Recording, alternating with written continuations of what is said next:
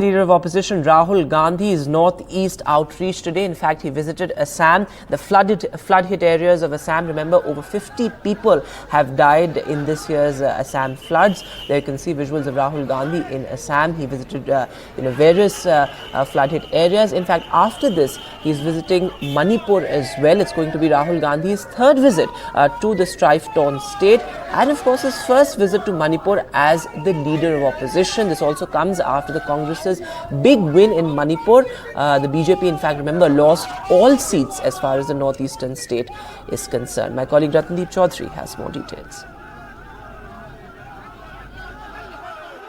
He landed in Silchar in southern Assam and drove to the Assam-Manipur border town of Jiribam. Remember, last month there was a flare-up of violence in Jiribam, and that resulted in over 2,000 people from Jiribam taking shelter in the bordering areas of Assam, and therefore Rahul Gandhi is there to meet those violence victims. Apart from the fact that what we are picking up from Congress sources is that he's on way, he's also going to meet some of the flood victims of Assam floods. Remember, Assam has faced devastating flood. In fact, after the visit at Jiribam, Rahul Gandhi is going to fly from Silchar to Imphal. Here, right at this moment, I am reporting from outside the state Congress headquarters in Imphal, and there are preparations that are going on behind me by the Congress supporters and workers for Rahul Gandhi's visit.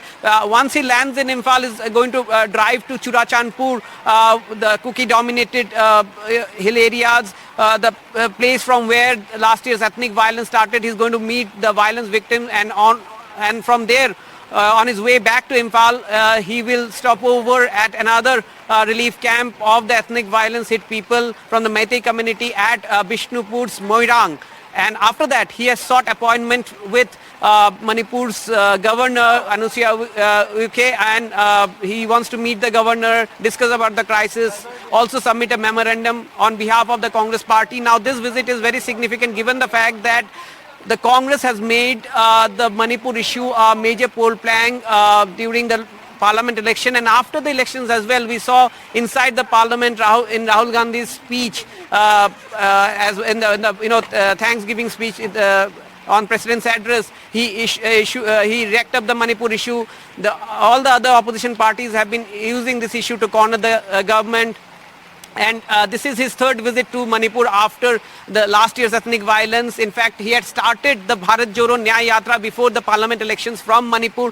So therefore, Manipur has been part of Rahul Gandhi's as well as Congress's larger political narrative to corner the BJP. And in fact, they have also got a political dividend out of it, given the fact that the BJP lost both the seats to Congress. BJP and its allies lost both the seats in Lok Sabha seats in Manipur to the Congress this time.